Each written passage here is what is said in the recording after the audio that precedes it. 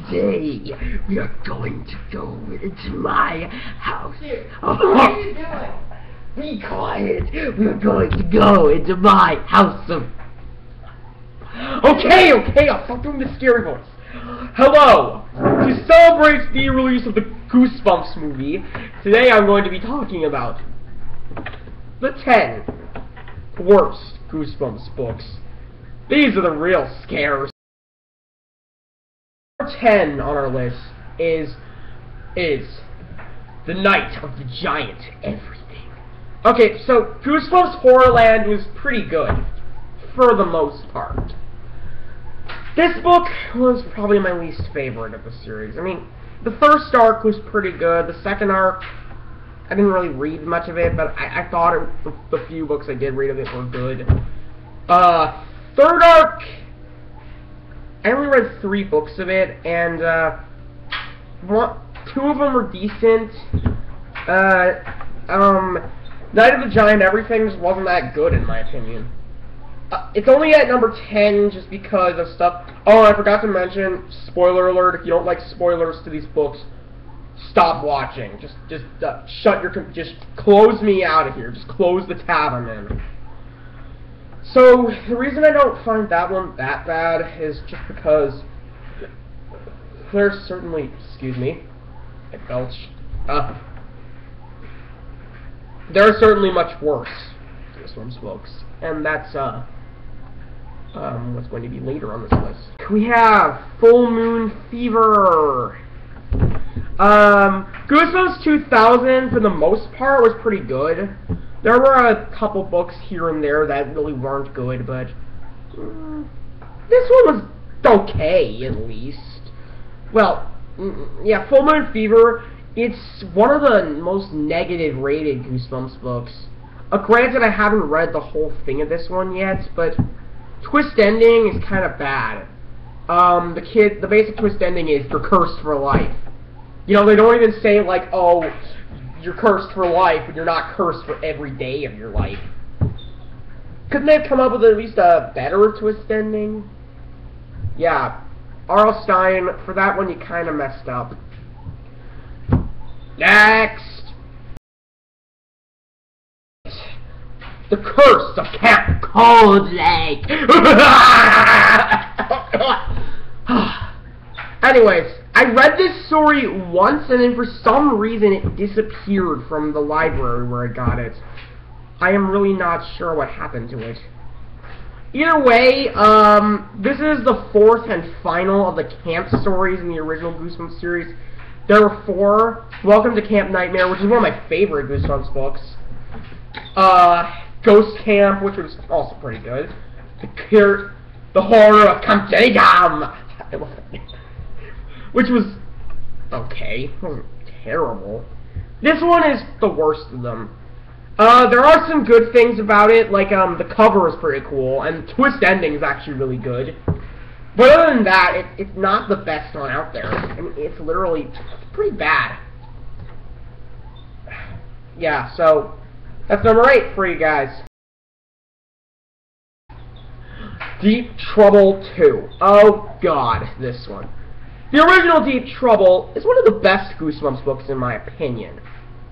Yet, for some reason, they decided to give this one an episode adaptation. No, not the classic, the original, number 19, one of the books that defines the Goosebumps series. No. They decide to give an episode adaptation of the bad one. So, this one is basically... the main characters from the first one, they encounter giant fish. And then there's some villain who wants to end world hunger by making giant fish, and And then he just sorta gets turned into a fish. Hang on, what? Yeah, at the end, turns out the coral that turns the fish giant also can turn humans into fish. I wish I could turn into a fish. Oh!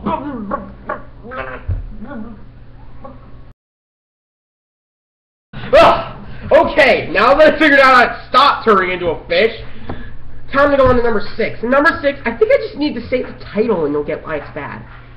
Revenge of the Lawn Gnomes. Okay, you may be asking me, is this book a sequel? No! No, it isn't. Yet somehow it was one of the books that got a sequel in Goosebumps Most Wanted. How the heck does that work? I don't really have much else to say here. Number 5 is where we start to get into the bad books. The bad ones. And at number 5, we have probably the most redeemable of these bad books. The Haunted Car. What kind of name is that? That's unoriginal. It's like The Haunted School. It's a, hey, that book was good. I never read it, but I heard it's good. The Haunted Car? I read it. And it sucked. Okay, so basically, the cover is, I don't even know how to describe it. If I had it with me right now, I'd show it to you. It's one of the very few Goosebumps books I own. The only other one I own is Monster Blood. The original.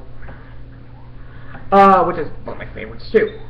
This book is bad. It's really bad.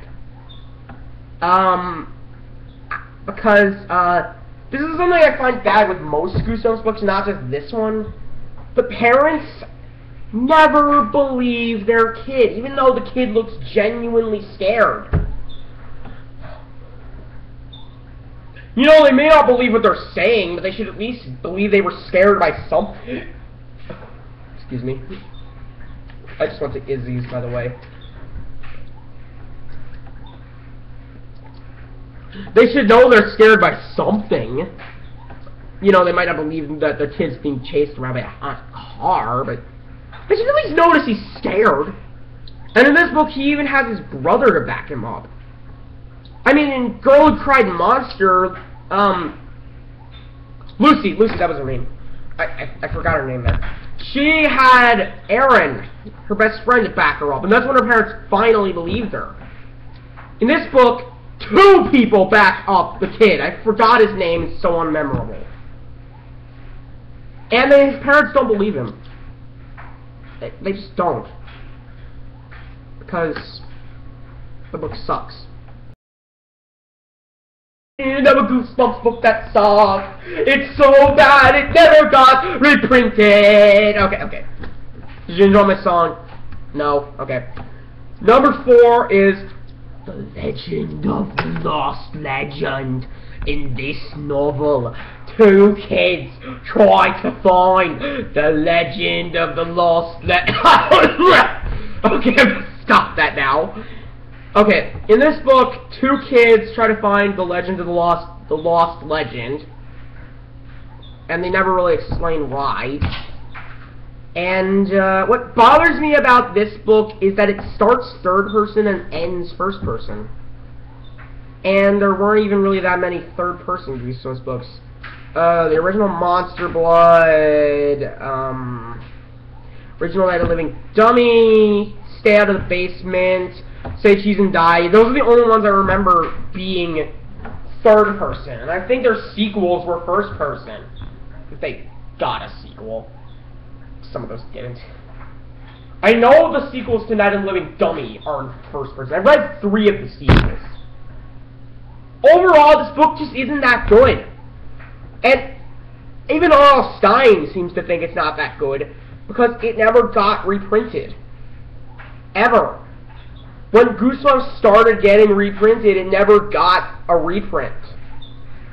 It's out of print, guy. It's not that common to find. Well, out of print books, it's the most common.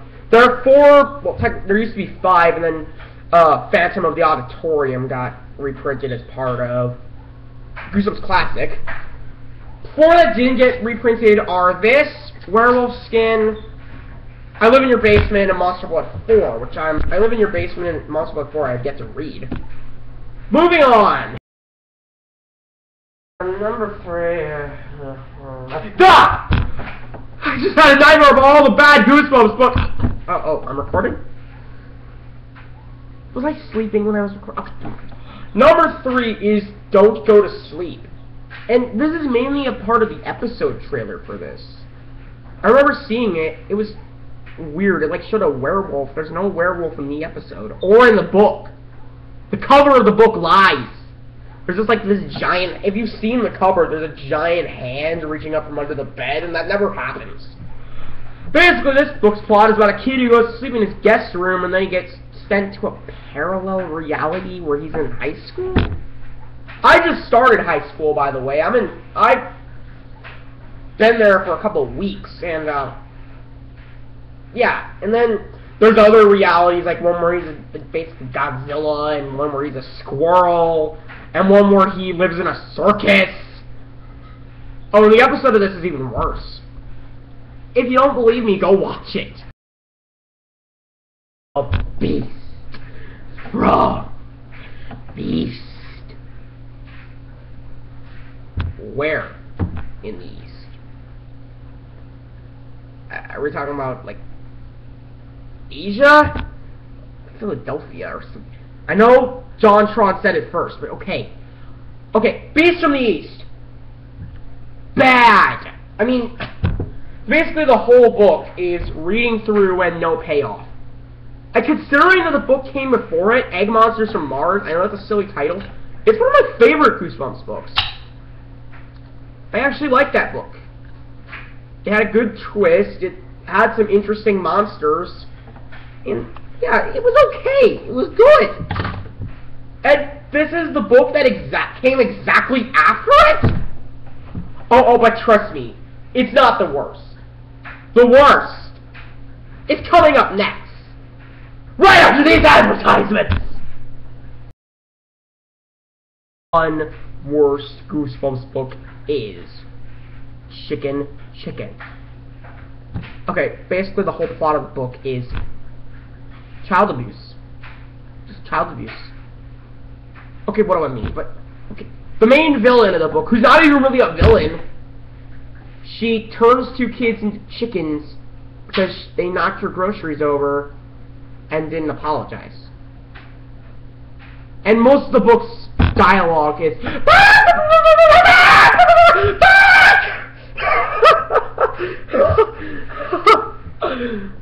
I read this book, by the way, several times.